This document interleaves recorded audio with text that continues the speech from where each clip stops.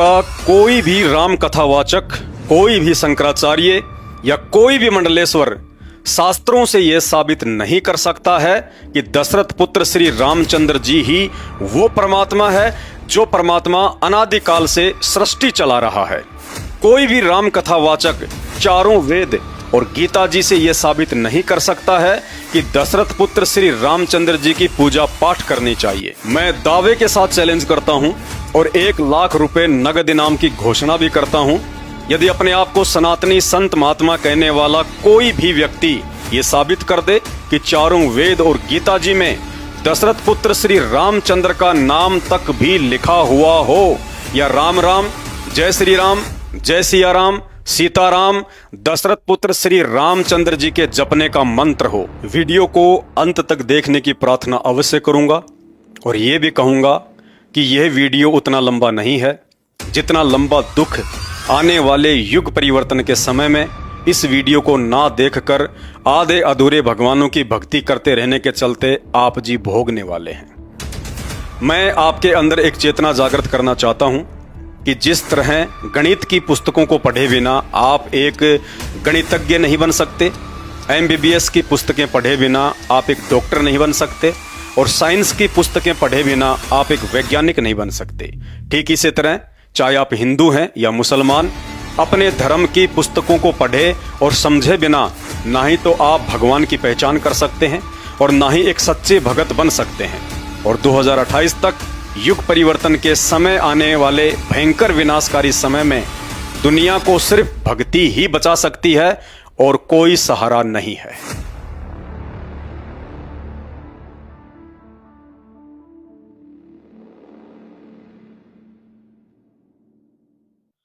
जय जगत गुरु, जय भारत।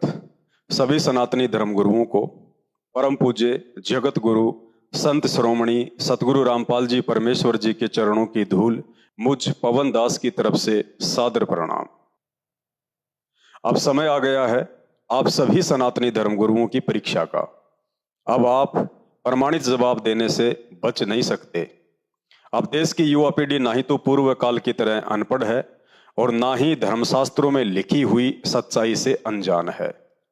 अब उन्हीं धर्मशास्त्रों से आप लोगों से सवाल पूछे जाएंगे जिन धर्मशास्त्रों को आप बचपन से ही पढ़ते और दुनिया को पढ़ाते आ रहे हैं, और जिन धर्मशास्त्रों की आड़ में सदियों से आपके परिवार का पालन पोषण होता आ रहा है। इसलिए यदि आज शिक्षित युवा पीढ़ी के मन में उन्हीं धर्मशास्त्रों में लिखी हुई बातों को लेकर शंका या संदेह उत्पन्न होता है या मन में कोई सवाल उठता है, तो उन्हीं धर्मशास्त्रों से सबूतों के साथ उनका समाधान करना भी आप धर्मगुरुओं की ही जिम्मेदारी बनती है। मेरा जन्म एक हिंदू परिवार में हुआ है। बचपन से ही रामायण और महाभारत सुनता आ रहा हूं, लेकिन जब अपनी आंखों से रामायण को पढ़ा तो पता चला कि दशरथ पुत्र श्री रामचंद्र जी के भगवान होने के विषय में जो बातें हमें बचपन में धर्मगुरुओं या कथावाचकों से सुनने को मिलती थी और टीवी सीरियल में हम देखा करते थे, यथार्थ में वे सब बातें धर्मशास्त्रों में लिखी हुई बातों से बिल्कुल भी मेल नहीं खाती हैं। धर्मगुरु कहते हैं कि दशरथ पुत्र श्री रामचंद्र जी परमात्मा हैं, सत्यनारायण हैं। इन्होंने ही सारे ब्रह्मांडों की रचना की है और संचालन भी कर रहे हैं। इनकी मर्जी के बिना ना ही तो दुनिया चलती है और ना ही पत्ता हिलता है। श्री रामचंद्र चाहे तो कोढ़ी को काया, निर्धन को माया, बांझ को पुत्र और मृत्यु को जीवन में बदल सकते हैं। ये जब चाहें सृष्टि में प्रलय कर सकते हैं और चाहे तो पुनः उत्पत्ति भी कर सकते हैं। इनसे बढ़कर और कोई भी सर्वशक्तिमान परमात्मा सृष्टि में दूसरा नहीं है। मात्र अपने धार्मिक धंधे के लिए या फिर अपनी अज्ञानतावश हमारे धर्मगुरुओं द्वारा दशरथ पुत्र श्री रामचंद्र जी के लिए बढ़ा चढ़ाकर बोली गई इन तमाम जुबानी बातों में कितनी सच्चाई है, ये तो हमारे धर्मग्रंथ ही बता सकते हैं। तो चलिए आज उन्हीं धर्म ग्रंथों में लिखी सच्चाई को आधार बनाकर मैं सभी सनातनी धर्म गुरुओं से सवाल करता हूं, यदि दशरथ पुत्र श्री रामचंद्र ही वास्तव में सृष्टि को रचने व चलाने वाले परमात्मा है और एकमात्र इन्हीं की भक्ति करनी चाहिए, तो आखिर इस विषय में हमारे धर्मशास्त्र क्या कहते हैं।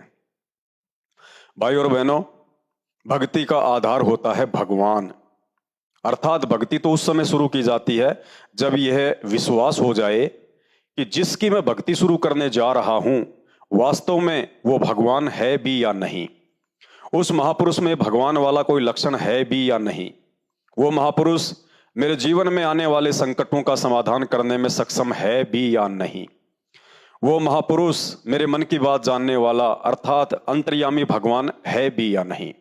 समय आने पर वो महापुरुष अपनी भक्ति की शक्ति को साबित करने में समर्थ है भी या नहीं, उसकी भक्ति में वो शक्ति है भी या नहीं जिससे मेरा मोक्ष संभव हो, उसका जीवन चरित्र मेरे से उत्तम है या नहीं जिस पर किसी को उंगली उठाने का मौका भी ना मिले। क्योंकि पवित्र गीता जी के अनुसार यह दुर्लभ मनुष्य योनि मात्र एक पूर्ण परमात्मा की पहचान करके केवल उसी की भक्ति करके मोक्ष प्राप्ति के लिए मिलती है।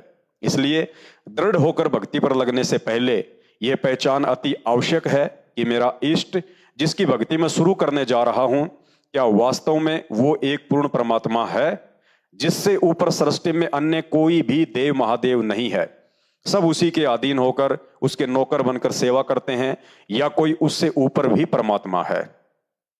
तो चलिए ये सब जानने के लिए सबसे पहले हमें भगवान की परिभाषा से परिचित होना पड़ेगा कि भगवान किसे कहते हैं, और साथ ही यदि दशरथ पुत्र श्री रामचंद्र जी ही भगवान हैं तो भगवान के लक्षण श्री रामचंद्र जी की जीवन लीला से मेल करके देखते हैं कि वे कहां तक के भगवान हैं।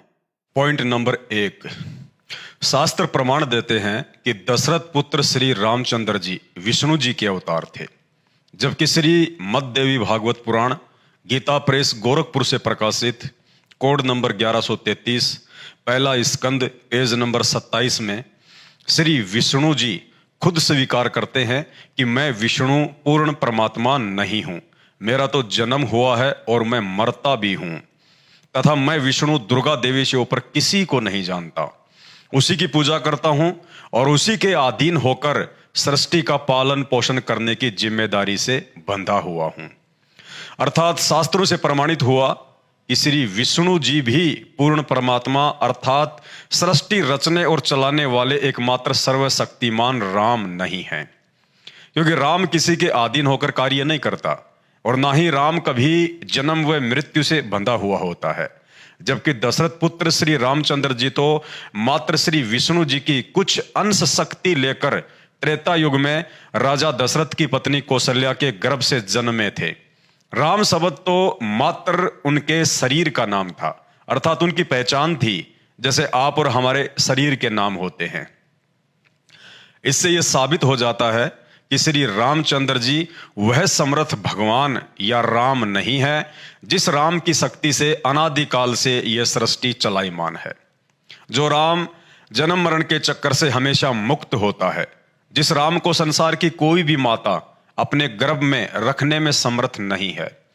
अतः यह सिद्ध होता है कि दशरथ पुत्र श्री रामचंद्र जी एक राजा के पुत्र हो सकते हैं, एक महापुरुष हो सकते हैं, श्री विष्णु जी के अवतार हो सकते हैं, परंतु वो राम अर्थात समर्थ भगवान कदापि नहीं हो सकते जिस राम की शक्ति से ये पूरी सृष्टि अनादिकाल से चल रही है। पॉइंट नंबर 2, श्री विष्णु जी का ही पूर्ण परमात्मा अर्थात राम ना होने का दूसरा प्रमाण यह है कि राम तो सृष्टि में विद्यमान सभी आत्माओं का अर्थात प्राणियों का उत्पत्ति करता होता है, जन्मदाता होता है, इसलिए भगवान के ऊपर किसी भी प्राणी का श्राप या दंड असर नहीं करता है। लेकिन शास्त्र प्रमाण देते हैं कि श्री विष्णु जी को उन्हीं के भगत नारद जी ने उन्हें हरि के रूप की जगह बंदर का चेहरा लगा देने पर क्रोध में आकर श्राप देकर 11,000 वर्ष तक श्री रामचंद्र रूप में दुख भोगने के लिए विवश कर दिया। अर्थात अपने ही भगत का श्राप जिसे भोगना पड़ जाए वो किसी भी सूरत में राम अर्थात सर्वशक्तिमान परमात्मा नहीं हो सकता, क्योंकि हमारे चारों वेद उस पूर्ण परमात्मा अर्थात राम की महिमा से युक्त हैं, जिसमें यजुर्वेद अध्याय नंबर 1 का मंत्र नंबर 15 और अध्याय नंबर 5 का मंत्र नंबर 1 बार बार यह गवाही दे रहा है कि परमात्मा घोर से घोर पापों का नाश कर देता है, परमात्मा जीव को किसी भी बंधन या श्राप से मुक्त कर देता है। अब यदि आप धर्मगुरुओं के अनुसार दशरथ पुत्र श्री रामचंद्र जी ही वह परमात्मा है जिसकी महिमा वेदों में लिखी हुई है, जो इंसान को सभी पाप कर्मों के बंधनों से मुक्त कर देता है, तो दशरथ पुत्र श्री रामचंद्र जी स्वयं नारद जी के श्राप से अपने आप को मुक्त क्यों नहीं कर पाए। अतः यह सिद्ध होता है कि दशरथ पुत्र श्री रामचंद्र जी एक राजा के पुत्र हो सकते हैं, एक महापुरुष हो सकते हैं, श्री विष्णु जी के अवतार हो सकते हैं, परंतु परम पुरुष अर्थात पूर्ण ब्रह्म परमात्मा कदापि नहीं हो सकते, जिनके ऊपर किसी का भी श्राप या दंड काम नहीं करता है। पॉइंट नंबर 3, भगवान अर्थात राम की परिभाषा में लिखा है कि वह स्वयंभू होता है, अर्थात किसी मां के गर्भ से जन्म लेकर उत्पन्न नहीं होता। वह सबको जन्म देने वाला अनादि पुरुष है, जबकि शास्त्र प्रमाण देते हैं कि श्री रामचंद्र जी ने राजा दशरथ की पटरानी कौशल्या के गर्भ से जन्म लिया था। इसलिए श्री विष्णु जी के अवतार श्री रामचंद्र जी वो राम अर्थात समर्थ परमात्मा कदापि नहीं हो सकता, जो भगवान किसी मां के गर्भ से जन्म ना लेकर जब चाहे, जहां चाहे, जिस रूप में चाहे, कहीं भी प्रकट होकर अपनी लीला करता है। अतः इससे भी सिद्ध होता है कि दशरथ पुत्र श्री रामचंद्र जी एक राजा के पुत्र हो सकते हैं, एक महापुरुष हो सकते हैं, श्री विष्णु जी के अवतार हो सकते हैं, परंतु वो स्वयंभू परमात्मा कदापि नहीं हो सकते, जो परमात्मा जन्म मरण से सर्वथा दूर होता है। पॉइंट नंबर 4, राम अर्थात समर्थ भगवान मर्यादा पुरुषोत्तम होता है। दशरथ पुत्र श्री रामचंद्र जी ने पिता की आज्ञा अनुसार वनवास में जाना अवश्य स्वीकार किया था, परंतु अपनी मर्जी से नहीं, बल्कि नारद जी के द्वारा दिए गए श्राप के दबाव में आकर 14 वर्ष का वनवास स्वीकार करना उनकी मजबूरी बन गई थी। यदि मात्र राजा दशरथ की इसी आज्ञा को मानने के कारण उन्हें मर्यादा पुरुषोत्तम की संज्ञा दी जाती है, तो यह सरासर गलत है, क्योंकि दूसरी तरफ उनकी माता कौशल्या भी आंसू बहा बहाकर उन्हें वनवास में ना जाने की आज्ञा दे रही थी, दुहाई दे रही थी, जिस आज्ञा को श्री रामचंद्र जी ने नजरअंदाज कर दिया था। अतः ऐसे में श्री रामचंद्र जी को मर्यादा पुरुषोत्तम की संज्ञा देना भी शास्त्रों के विरुद्ध है, क्योंकि पुत्र के लिए जितनी आज्ञा पिता की महत्व रखती है, उतनी ही आज्ञा माता की भी महत्व रखती है। इसलिए दशरथ पुत्र श्री रामचंद्र जी एक राजा के पुत्र हो सकते हैं, एक महापुरुष हो सकते हैं, श्री विष्णु जी के अवतार हो सकते हैं, परंतु वो राम अर्थात समर्थ परमात्मा कदापि नहीं हो सकते, जो वास्तव में मर्यादा पुरुषोत्तम कहलाता है, जिसने सृष्टि रचने के बाद ब्रह्मांड में कार्यरत ग्रह, उपग्रह, सूरज, चांद, तारे आदि सबको मर्यादा में बांध रखा है, जिसकी मर्जी से दिन और रात होते हैं, जिसकी आज्ञा से सूर्य क्षण भर भी अपनी मर्यादा नहीं तोड़ता है। पॉइंट नंबर 5, राम अर्थात भगवान अपने एक वचन से सृष्टि को मिटा भी सकता है और पुनः बना भी सकता है, क्योंकि राम के पास शब्द शक्ति होती है और उसकी उसी शब्द शक्ति से सारे ब्रह्मांड, सूर्य, चंद्र आदि अपना कार्य कर रहे हैं। भगवान को हथियारों की जरूरत नहीं पड़ती है। हथियार या तो स्वयं की रक्षा के लिए प्रयोग किया जाता है या दूसरों की सुरक्षा के लिए प्रयोग किया जाता है।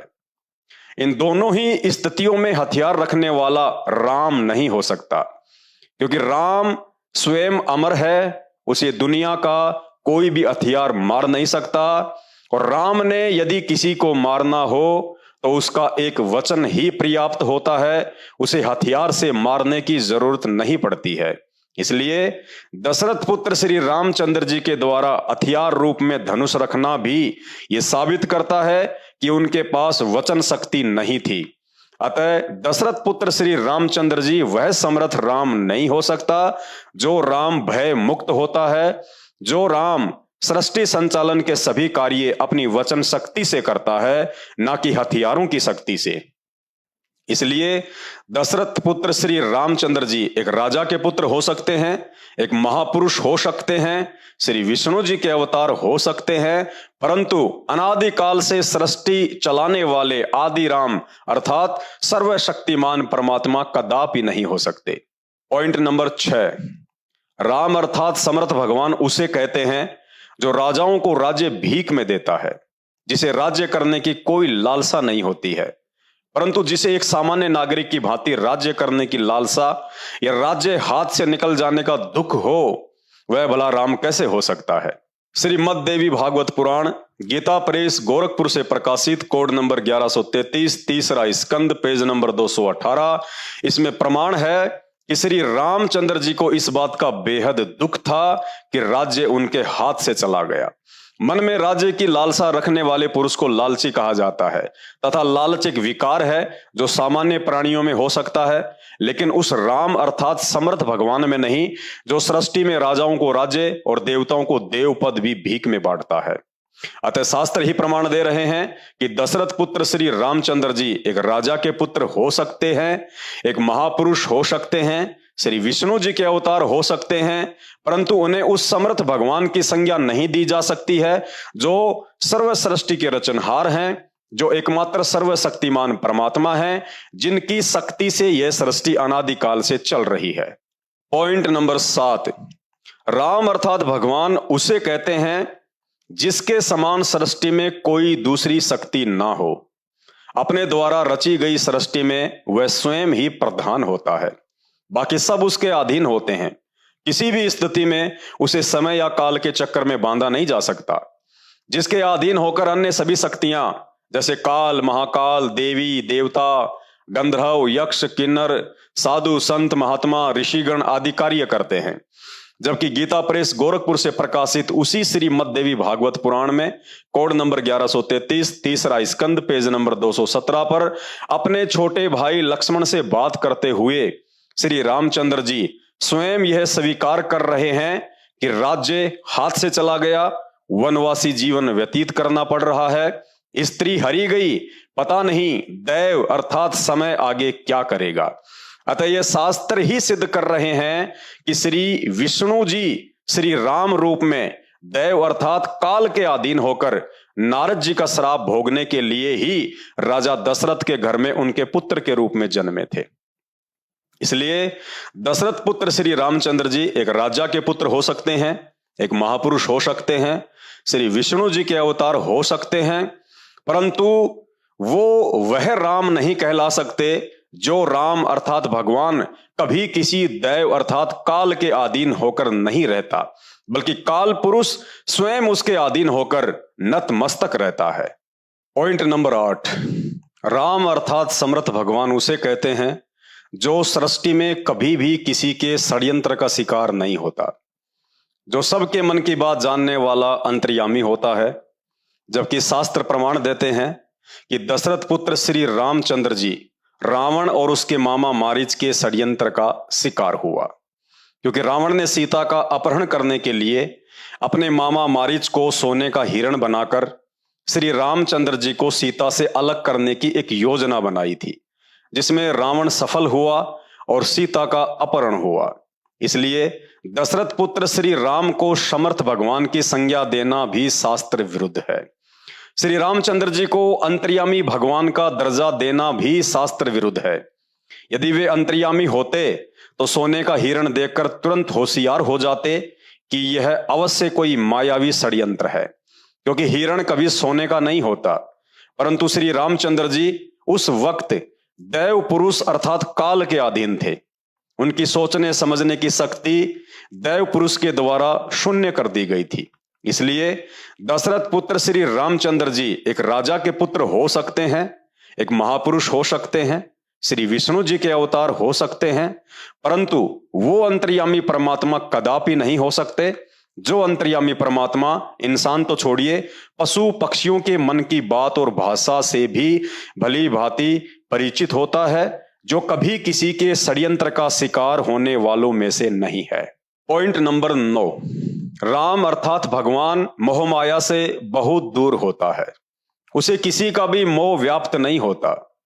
भगवान की भक्ति से तो दुनिया मोह माया का त्याग करके मोक्ष प्राप्त करती है, लेकिन शास्त्र प्रमाण देते हैं कि दशरथ पुत्र श्री रामचंद्र जी स्वयं भयंकर रूप से मोह ममता में जकड़े हुए थे। सीता जी के अपहरण के बाद उनके वियोग में व्याकुल होकर रो रोकर उनका बुरा हाल हो गया था। बच्चों की भांति रोते हुए जंगल में पेड़ों से लिपटकर सीता का पता पूछ रहे थे। गीता प्रेस गोरखपुर से प्रकाशित उसी श्रीमद देवी भागवत पुराण के तीसरे स्कंद में पेज नंबर 218 पर स्पष्ट लिखा हुआ है कि श्री रामचंद्र जी विलाप करते हुए अपने छोटे भाई लक्ष्मण से कह रहे हैं कि हे लक्ष्मण, जानकी के बिना मेरी मृत्यु निश्चित है। जबकि लक्ष्मण उन्हें समझाते हुए कह रहे हैं कि भैया धैर्य धारण करो। जो व्यक्ति आपत्ति और संपत्ति में धैर्य धारण करके एक समान रहते हैं वे ही बुद्धिमान होते हैं। अब आप समझ गए होंगे कि श्री रामचंद्र जी लक्ष्मण जी के इस कथन अनुसार बुद्धिमान पुरुष थे या नहीं। श्री रामचंद्र जी की पत्नी का तो मात्र अपहरण ही हुआ था, जिसे वापस भी लाया जा सकता था। जबकि अपनी पत्नी के मर जाने पर आज समाज में एक सामान्य व्यक्ति भी धैर्य धारण कर लेता है और परिवार के अन्य व्यक्तियों को भी ये कहकर हिम्मत देता है कि परमात्मा की मर्जी के आगे किसकी चलती है। जबकि श्री रामचंद्र जी का पत्नी वियोग में बच्चों की तरह विलाप करना उन्हें कदापि परमात्मा सिद्ध नहीं करता। इसलिए दशरथ पुत्र श्री रामचंद्र जी एक राजा के पुत्र हो सकते हैं, एक महापुरुष हो सकते हैं, श्री विष्णु जी के अवतार हो सकते हैं, लेकिन उन्हें परमात्मा की संज्ञा देना किसी भी तरह से सिद्ध नहीं होता है, ना ही शास्त्रों से और ना ही उनकी जीवन लीला से। पॉइंट नंबर 10, राम अर्थात भगवान के पास तो दिव्य दृष्टि होती है। वे समय से पहले और समय के आगे भी देख सकते हैं, क्योंकि भगवान को अकाल मूर्त भी कहा जाता है, अर्थात जो काल यानी समय के अधीन ना हो। लेकिन श्री रामचंद्र जी अपनी दिव्य दृष्टि से इतना भी नहीं देख पाए कि सीता का अपहरण करके कौन ले गया है और किस दिशा में लेकर गया है।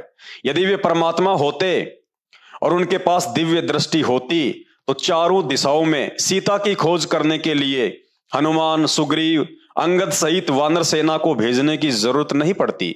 वहीं से बैठे बैठे ध्यान लगाकर देख लेते कि सीता किस जगह पर है और उसे कौन ले गया है। अतः इस आधार से भी श्री रामचंद्र जी को भगवान कहना उचित नहीं है।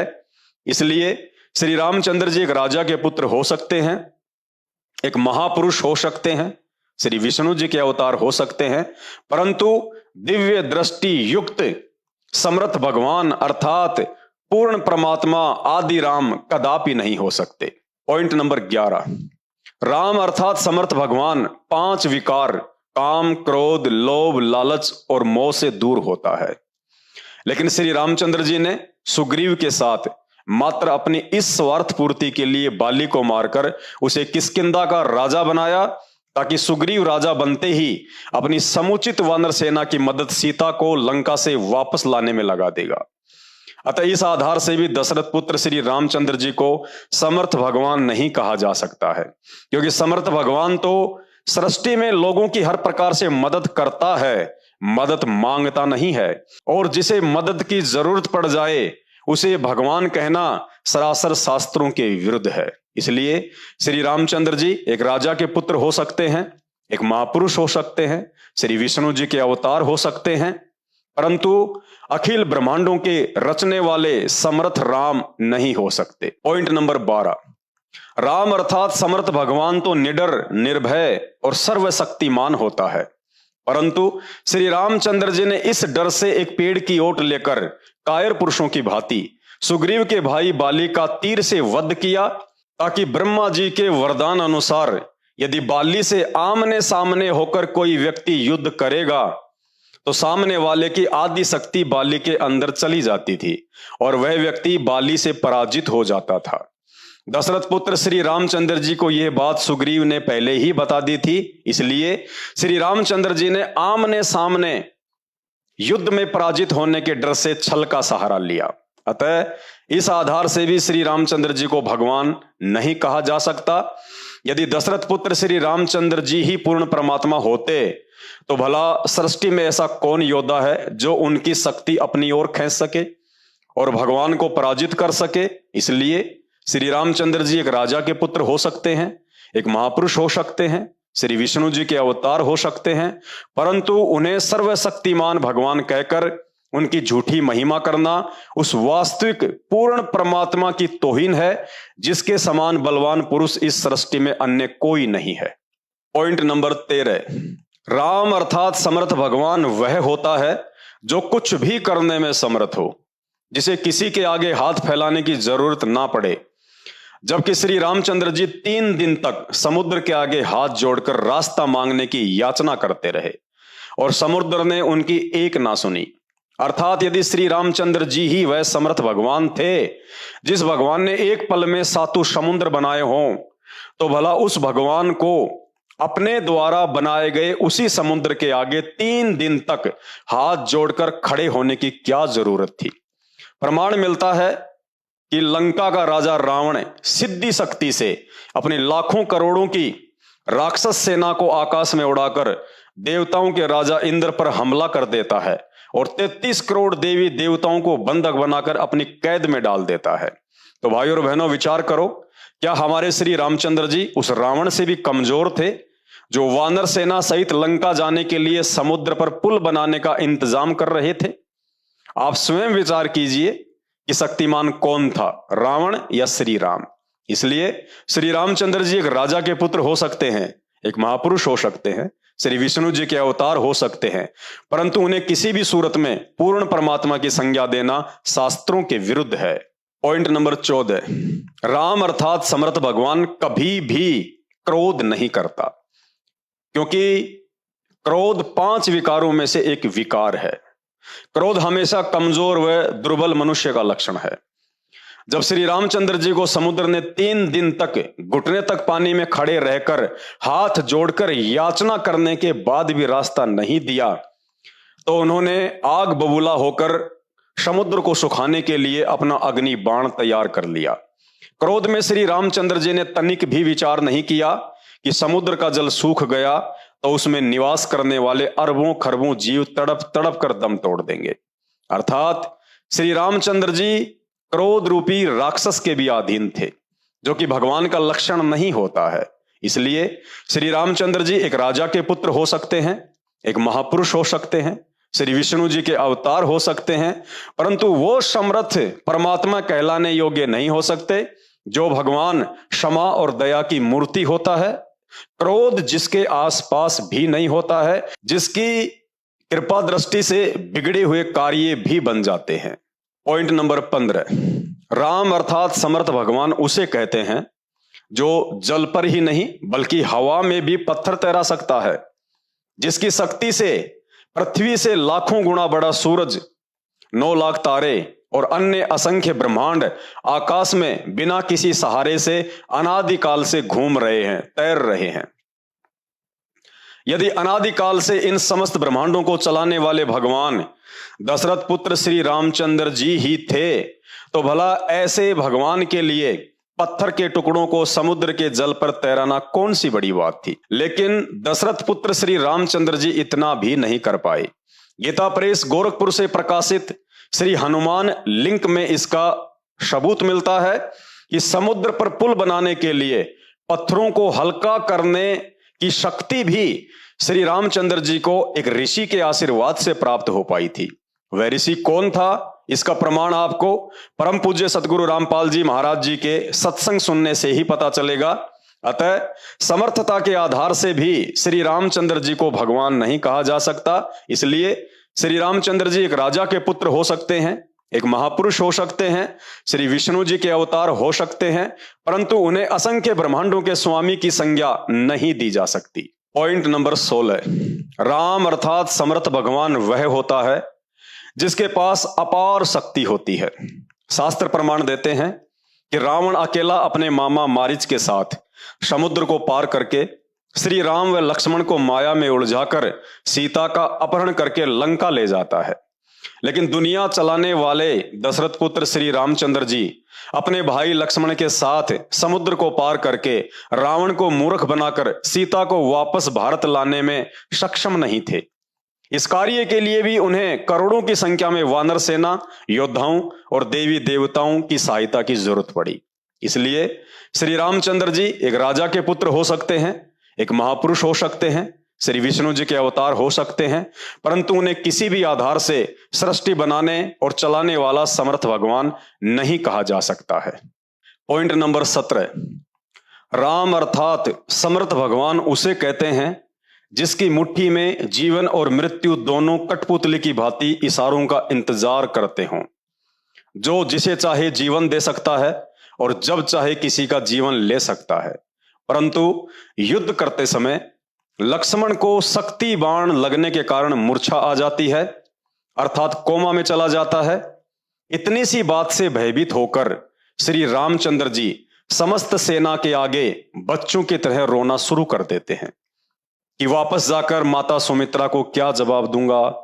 श्री रामचंद्र जी को नहीं मालूम कि लक्ष्मण जी की मूर्छा कैसे टूटेगी। श्री रामचंद्र जी को नहीं मालूम कि संजीवनी बूटी कहां मिलेगी। श्री रामचंद्र जी को नहीं मालूम कि संजीवनी बूटी कौन लेकर आएगा। वो भी रावण के वैद्य सुसेन ने बताया, तब कहीं जाकर हनुमान जी द्रोणागिरी पर्वत से संजीवनी बूटी लेकर आए और लक्ष्मण के प्राण बचे और श्री रामचंद्र जी की जान में जान आई। इसलिए श्री रामचंद्र जी एक राजा के पुत्र हो सकते हैं, एक महापुरुष हो सकते हैं, श्री विष्णु जी के अवतार हो सकते हैं, परंतु किसी को जीवन दान देने वाले पूर्ण परमात्मा नहीं हो सकते। यदि होते तो लक्ष्मण जी के मात्र बेहोश हो जाने पर रोने की नहीं, बल्कि उन्हें होश में लाकर अपनी समर्थता साबित करने की जरूरत थी। इसलिए दशरथ पुत्र रामचंद्र जी एक राजा के पुत्र हो सकते हैं, एक महापुरुष हो सकते हैं, श्री विष्णु जी के अवतार हो सकते हैं, लेकिन वो आदि राम, वो समर्थ राम कदापि नहीं हो सकते जो समर्थ राम अनादिकाल से सृष्टि का संचालन कर रहे हैं। पॉइंट नंबर 18, राम अर्थात समर्थ भगवान उसे कहते हैं जो सृष्टि के सभी प्राणियों के जन्मदिन और मौत का दिन मां के गर्भ में ही निर्धारित कर देता है। यदि समय निर्धारित करने वाला वह समर्थ भगवान दशरथ पुत्र श्री रामचंद्र जी ही था, तो भला उन्हें इस बात का पता क्यों नहीं चल पाया कि रावण की मृत्यु कैसे होगी। जब श्री रामचंद्र जी अपना हर प्रयास करके थक गए, तब विभीषण ने बताया कि इसकी नाभि में अमृत कुंड है, जब तक उसे बाण मारकर नहीं सुखाओगे तब तक रावण नहीं मर सकता। विभीषण के यह बताने के बाद भी श्री रामचंद्र जी 6 महीने तक रावण की नाभि में तीर मारता रहा, लेकिन नाभि में तीर नहीं लगा, अर्थात एक अच्छे निशानेबाज भी नहीं थे। अंत में उसी ऋषि ने गुप्त रूप से श्री रामचंद्र जी का रूप बनाकर रावण की नाभि में तीर मारा था, जिस ऋषि ने समुद्र पर पुल बनाने के लिए अपनी शक्ति से पत्थरों को हल्का किया था। यदि आपको प्रमाण चाहिए तो परम पूज्य संत रामपाल जी महाराज जी के गांव धनाना, जिला सोनीपत, हरियाणा में सतलोक आश्रम बनाया जा रहा है, जहां आदरणीय गरीबदास जी महाराज जी के द्वारा रचित 300 वर्ष पुराना ग्रंथ रखा हुआ है, जाकर देख सकते हैं। अतः दशरथ पुत्र श्री रामचंद्र जी एक राजा के पुत्र हो सकते हैं, एक महापुरुष हो सकते हैं, श्री विष्णु जी के अवतार हो सकते हैं, परंतु वो समर्थ भगवान नहीं हो सकते हैं जिसके हाथ में रावण तो छोड़िए 33 करोड़ देवी देवताओं की जन्म और मृत्यु का हिसाब किताब रहता है। पॉइंट नंबर 19, राम अर्थात समर्थ भगवान उसे कहते हैं जो संदेह या शक नहीं करता, क्योंकि संदेह वो करता है जिसे हकीकत का पता ना हो। भगवान सर्वज्ञानी और अंतर्यामी होता है, उनकी दृष्टि से कुछ भी छुपा हुआ नहीं होता है।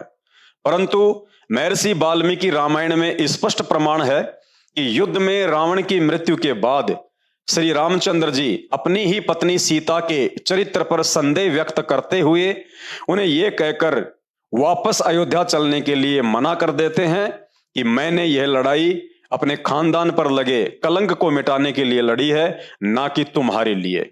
अतः इस आधार से भी श्री रामचंद्र जी को भगवान नहीं कहा जा सकता, क्योंकि अपने खानदान की इज्जत के लिए करोड़ों लोगों के जीवन को दांव पर लगाने वाला भगवान नहीं हो सकता है। ऐसे कर्म तो कोई स्वार्थी व्यक्ति ही कर सकता है। इसलिए श्री रामचंद्र जी एक राजा के पुत्र हो सकते हैं, एक महापुरुष हो सकते हैं, श्री विष्णु जी के अवतार हो सकते हैं, ना कि वो समर्थ पूर्ण परमात्मा जिसे किसी भी तरह की इज्जत और बेइज्जती का भय नहीं होता है। पॉइंट नंबर 20, भाइयों और बहनों, विचार कीजिए, गंगा जैसे पवित्र चरित्र वाली अपनी ही पतिव्रता पत्नी सीता के चरित्र पर झूठा शक करने वाला और समस्त लोगों के सामने उसकी इज्जत की परवाह किए बिना अग्नि परीक्षा लेने वाला दशरथ पुत्र श्री रामचंद्र आखिर कैसे भगवान हो सकता है? क्या भगवान इतना निष्ठुर होता है जिसे अपनी पत्नी की इज्जत से स्वयं की इज्जत की अधिक चिंता हो? जिस दशरथ पुत्र को स्वयं की पत्नी पर ही विश्वास ना हो, वो भला वर्तमान में कलयुग में हर प्रकार से विकारों से ग्रसित उन भक्तों पर कैसे विश्वास कर सकता है 24 घंटे जिनकी जुबान पर गाली और मुंह में गुटखा सड़ता रहता है और उसी गंदी जुबान से जय श्री राम चिल्लाते रहते हैं। इसलिए दशरथ पुत्र श्री रामचंद्र जी एक राजा के पुत्र हो सकते हैं, एक महापुरुष हो सकते हैं, श्री विष्णु जी के अवतार हो सकते हैं, परंतु उस समर्थ परमात्मा का कभी भी दर्जा प्राप्त नहीं कर सकते हैं जो समर्थ भगवान अपने चाहने वालों की इज्जत रखने के लिए स्वयं बेइज्जत हो सकता है।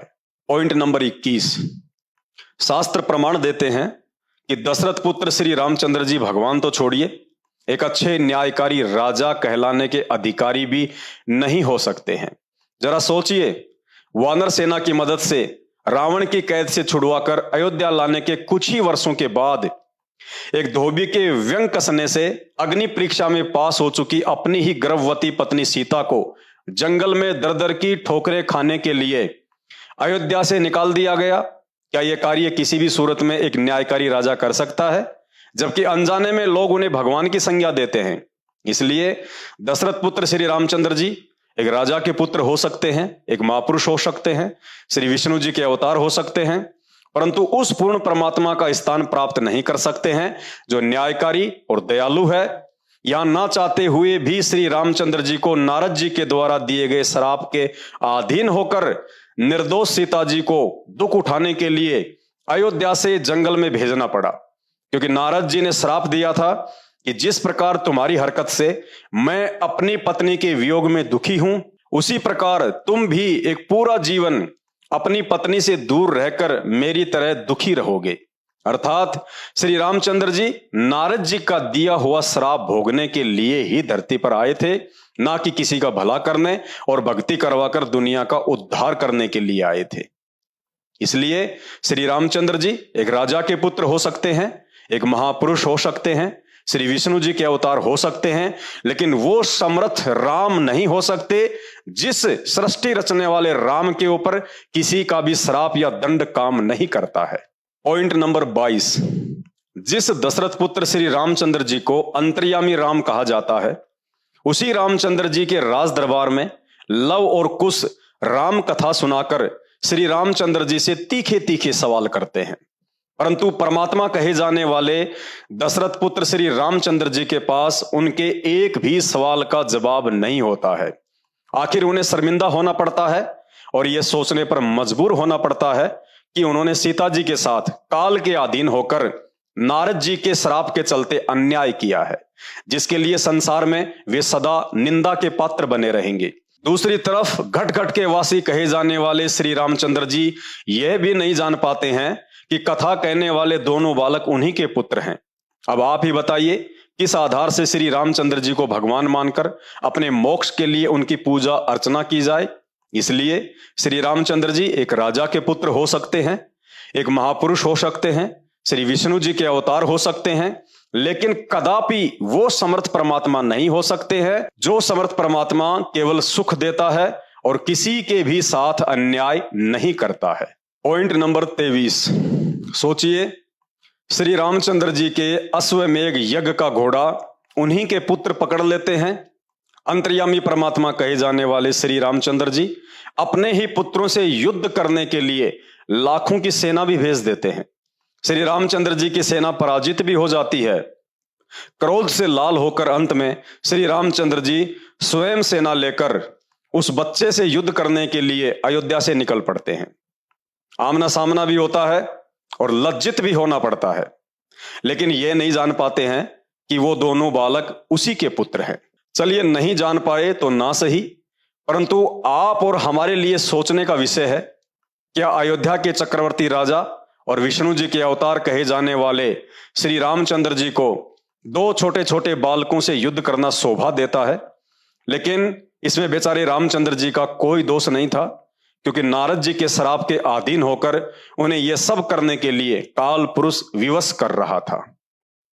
इसलिए श्री रामचंद्र जी एक राजा के पुत्र हो सकते हैं, एक महापुरुष हो सकते हैं, श्री विष्णु जी के अवतार हो सकते हैं, परंतु ब्रह्मांड के वो समर्थ भगवान नहीं हो सकते हैं जो भगवान कभी किसी काल पुरुष के अधीन होकर मतिहीन कार्य नहीं करता है। सोचिए, जिस दशरथ पुत्र श्री रामचंद्र जी को अज्ञानतावश आपने परमात्मा मान लिया है, उसी विष्णु अवतार श्री रामचंद्र जी के लिए लक्ष्मण जैसे वफादार भाई ने 14 वर्ष का वनवास भोगा, स्त्री सुख व राज्य सुख का परित्याग किया। अंत में उसी लक्ष्मण को स्वयं श्री रामचंद्र जी ने ही दुर्वासा ऋषि के कहने पर मृत्यु दंड की सजा सुनाई। और शास्त्र प्रमाण देते हैं, श्राप के वशीभूत होकर बेचारे लक्ष्मण ने सरयू नदी में आत्महत्या की, जिसे शास्त्रीय भाषा में जल समाधि कहते हैं, ताकि इस सत्य से पर्दा ना उठ सके। अब आप ही बताइए, श्री रामचंद्र जी किस आधार से भगवान हो सकते हैं? भगवान तो ऐसे स्वामी भक्त वफादार भाई के श्राप को पल में काट सकता है। भगवान उसी शक्ति को कहते हैं जो होनी को अनहोनी और अनहोनी को होनी में बदल दे। परंतु यहां भगवान कहे जाने वाले श्री रामचंद्र जी अपने भाई को श्राप मुक्त करने की बजाय उन्हें उल्टा मृत्यु दंड की सजा सुना रहे हैं।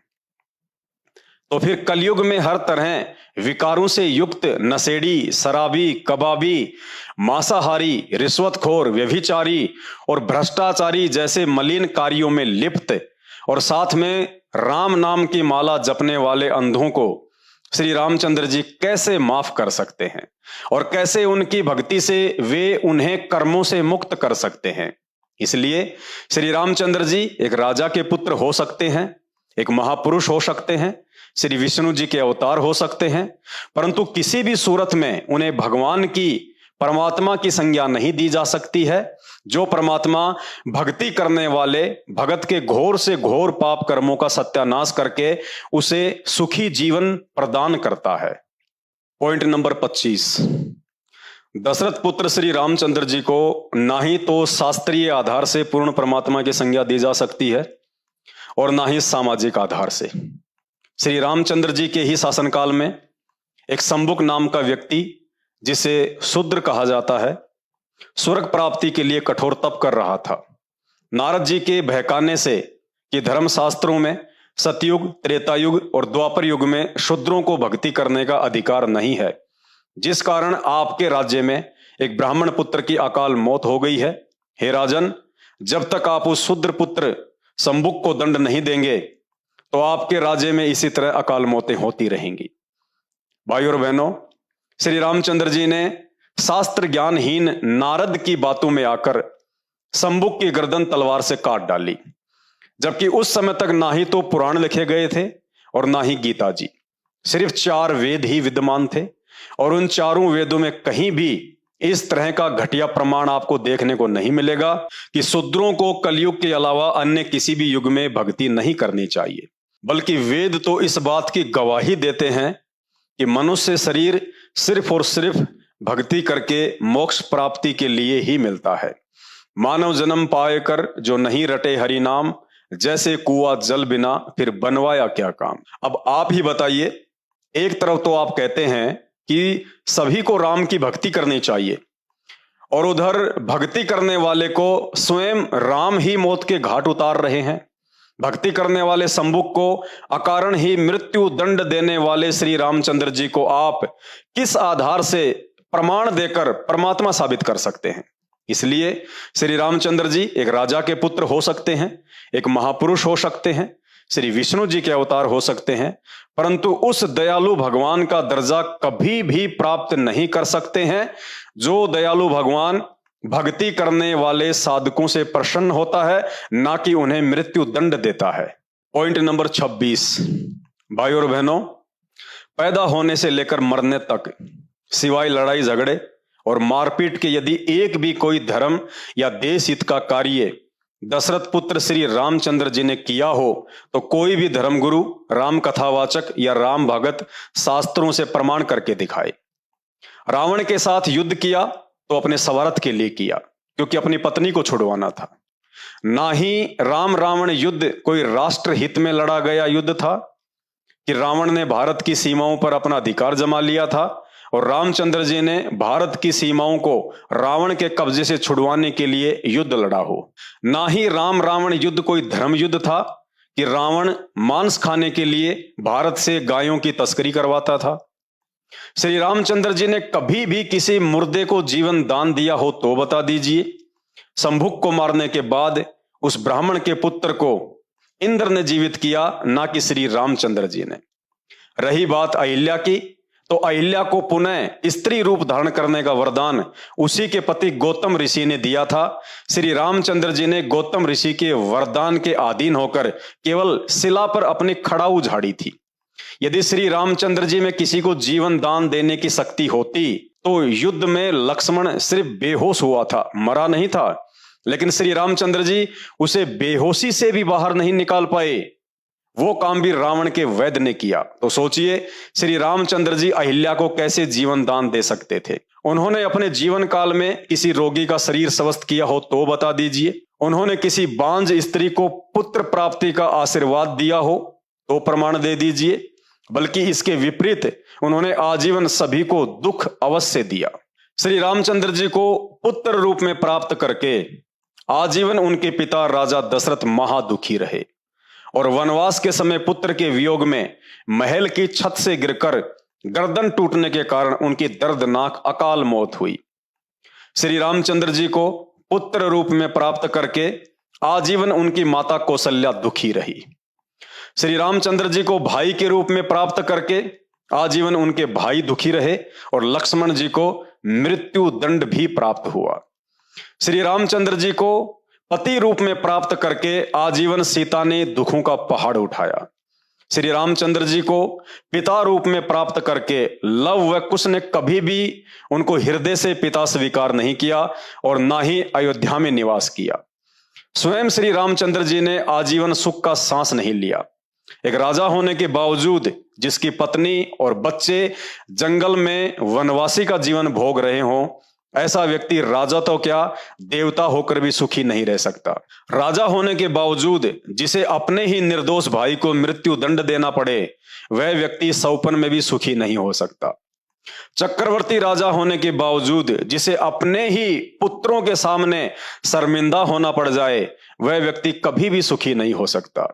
और अंत में अपने ही पुत्रों से शर्मिंदा होकर, हर प्रकार से दुखी होकर श्री रामचंद्र जी का मनोबल इतना टूट चुका था कि उन्होंने काल प्रेरणा से आत्महत्या करने का फैसला किया और सरयू नदी में छलांग लगाकर अपने जीवन को समाप्त किया, जिसे शास्त्रीय भाषा में जल समाधि कहा जाता है। भाइयों और बहनों, सोचिए किस आधार से उन्हें परमात्मा की संज्ञा देकर उनकी भक्ति से मोक्ष की उम्मीद कर सकते हैं। जिसका स्वयं का मोक्ष नहीं हुआ, उनकी भक्ति से आपका मोक्ष कैसे संभव है। जिन्होंने स्वयं आजीवन सुख का सांस नहीं लिया, उनकी भक्ति से आप कैसे सुखी रह सकते हैं। भारत देश के सभी सनातनी धर्मगुरुओं से मेरा आग्रह है, अब शिक्षित समाज के सामने आप धर्मगुरुओं का यह बेतुका तर्क भी कुछ काम आने वाला नहीं है कि उन्होंने ये सब लीला करके एक आम नागरिक का जीवन जीकर दिखाया।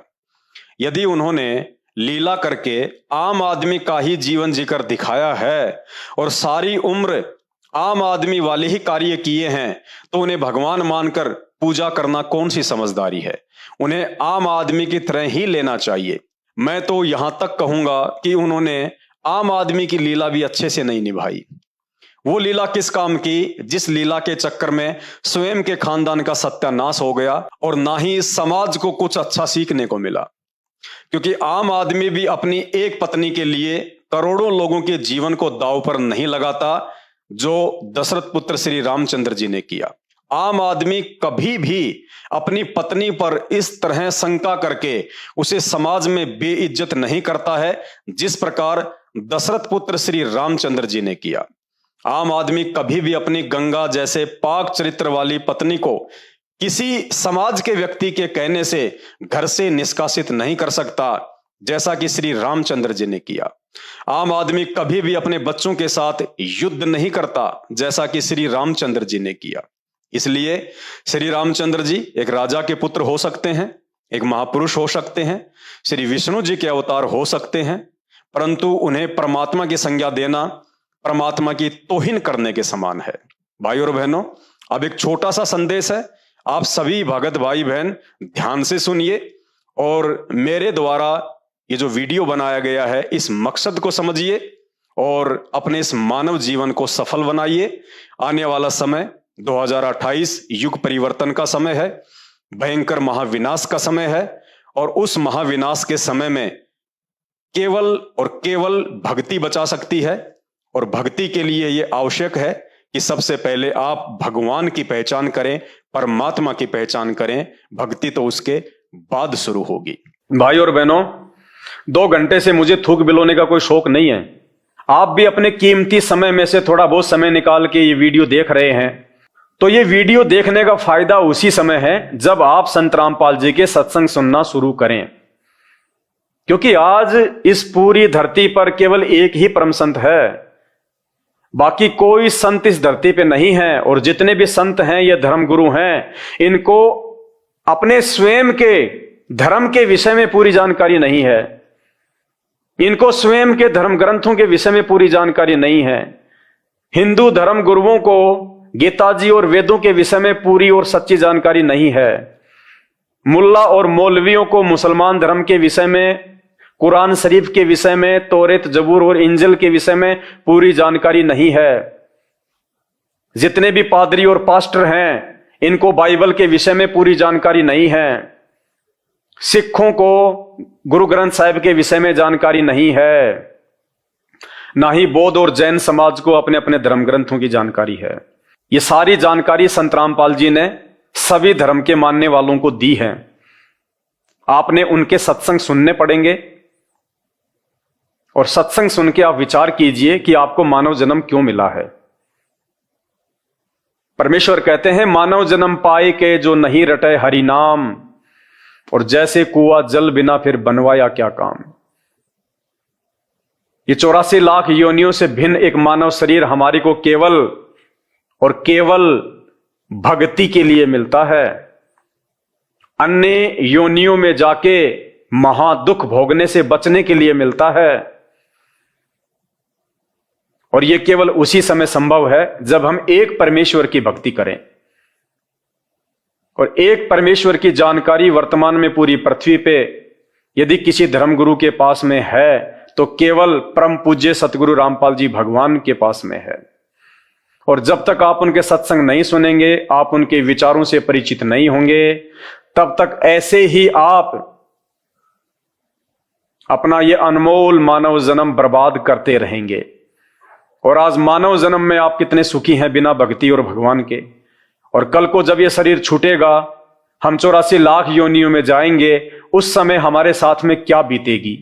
आज आप एक गधे का जीवन देख लीजिएगा, आज आप एक बैल का जीवन देख लीजिएगा, कितना महादुख भोगता है। सारा दिन खेत में चलता है, गाड़ी में उसको किसान जोतता है। एक गधा सारे दिन ईंट के भट्ठे के ऊपर कितनी मेहनत करता है, सारा दिन ईंटें ढोते रहता है।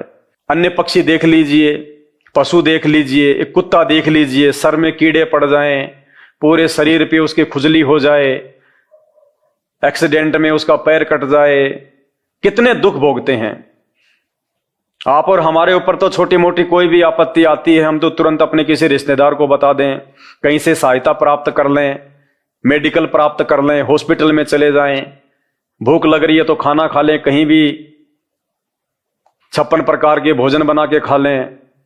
और कल को जब भक्ति सही नहीं करेंगे, और ये तो विधान है परमात्मा का, ये मोटे मोटे ग्रंथ भगवान ने कोई ऐसे थोड़े ना लिखवाए, मजाक में थोड़े लिखवाए चारों वेद और ये गीता जी, ये पुराण, इनमें भक्ति और भगवान के विषय में जानकारी है। इस मानव शरीर से हमें क्या करना चाहिए उसकी जानकारी है। और यदि हमने वो कार्य नहीं किया, संत रामपाल जी की शरण में आके एकमात्र पूरे विश्व में उस तत्वदर्शी संत की शरण प्राप्त करके यदि हमने एक परमात्मा की भक्ति नहीं की, तो अगला जन्म 84 लाख योनियों का। फिर हमें ना कोई सत्संग के विषय में बताएगा, ना कोई समझाएगा, ना हम समझने के लायक रहेंगे। कहते मात पिता मिल जाएंगे लख 84 माही, सतगुरु की सेवा और भक्ति ये फेर मिलन की नाही। आज अनजाने में लोग कहते हैं माता पिता ही हमारे गुरु हैं, माता पिता ही हमारे गुरु हैं।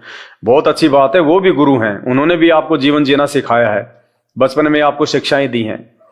लेकिन बिना आध्यात्मिक गुरु के वो माता पिता भी मरने के बाद 84 लाख योनियों में जाएंगे और आप भी 84 लाख योनियों में जाएंगे।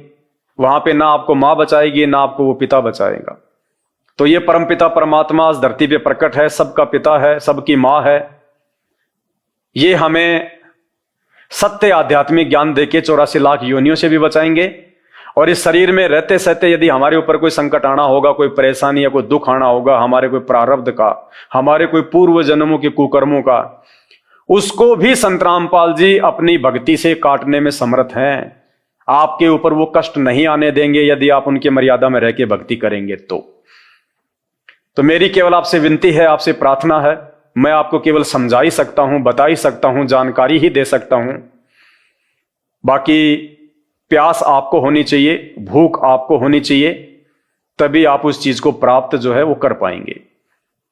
तो आज के वीडियो में केवल इतना ही। आगे फिर परमपिता परमेश्वर के आशीर्वाद से आप सभी भाई बहनों के मार्गदर्शन के लिए वीडियो आते रहेंगे। अभी तक यदि आपने हमारे Facebook page Pawan Das is live को फॉलो नहीं किया है तो आप जी फॉलो करें, वीडियो को शेयर करें, ताकि यह जानकारी अन्य भगत भाई बहनों तक भी पहुंचे जो अभी उन अज्ञानी और नकली धर्मगुरुओं के चक्कर में अपने मानव जीवन को बर्बाद कर रहे हैं। बंदी छोड़ सतगुरु रामपाल जी भगवान की जय हो। हिंदुस्तान